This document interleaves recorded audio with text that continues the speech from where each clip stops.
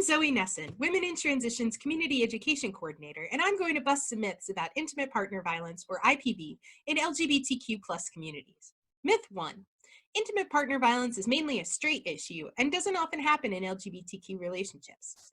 The truth is, although many people believe that only straight women can be victims of intimate partner violence, IPV actually occurs in LGBTQ relationships at the same or higher rates than in the general population.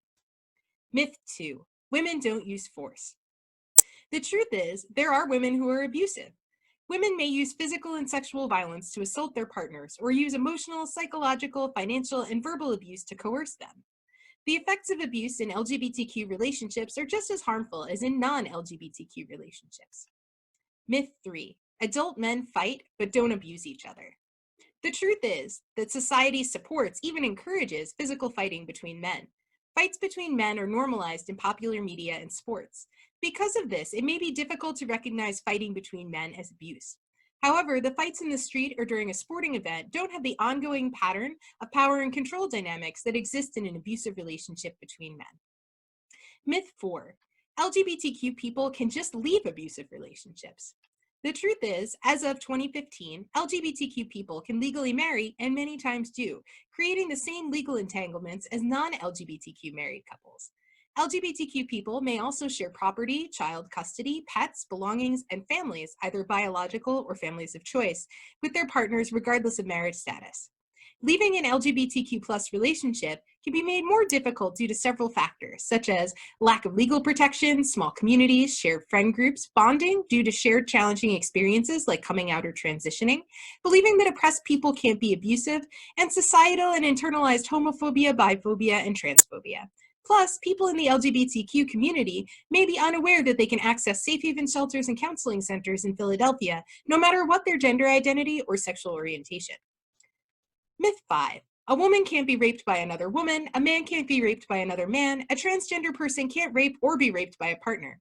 The truth is, our culture's stereotypes about rape mostly center around strange men raping women they don't know. But anytime a person has sex without someone's consent, regardless of their genders, that's rape. Rape can occur between any two people, including LGBTQ people, even if they are in a relationship or have had consensual sex before. Myth 6. The abuser will always be butch, bigger, and stronger. The survivor will always be femme, smaller, and weaker. The truth is, this is simply not the case. Size, weight, ability, gender expression, or any other physical attributes are not an indicator of whether or not a person will be a survivor or an abuser. A person who's 5'2", prone to violence, and very angry can do a lot of damage to someone who may be taller, heavier, stronger, and nonviolent. An abuser doesn't need to be 6'4" and built like a linebacker to smash your phone, hit a person with a lamp, destroy clothing, throw things, or tell everyone at work about the survivor's sexual orientation or gender identity. Myth 7. People who are abused exaggerate the level of abuse. The truth is, most people who are abused tend to minimize the abuse, including physical abuse, because of shame, guilt, and self-blame. This is particularly true for men in our society who encounter a lot of stigma when they try and talk about violence or abuse they've been through. Because of this stigma, they may feel ashamed of being a survivor of physical abuse. In addition, sometimes people who are abused don't recognize all the ways in which they're being abused, since the tactics may change depending on your social identities. LGBTQ people experience many of the same tactics as non-LGBTQ people, but also experience some tactics specific to their gender identity or orientation. Myth 8. IPV happens in LGBTQ relationships, but it's not as serious or severe as it is in straight relationships. The truth is, violence in LGBTQ relationships has been shown to be equally as damaging as the violence that occurs in heterosexual cisgender relationships, and in certain cases even more so.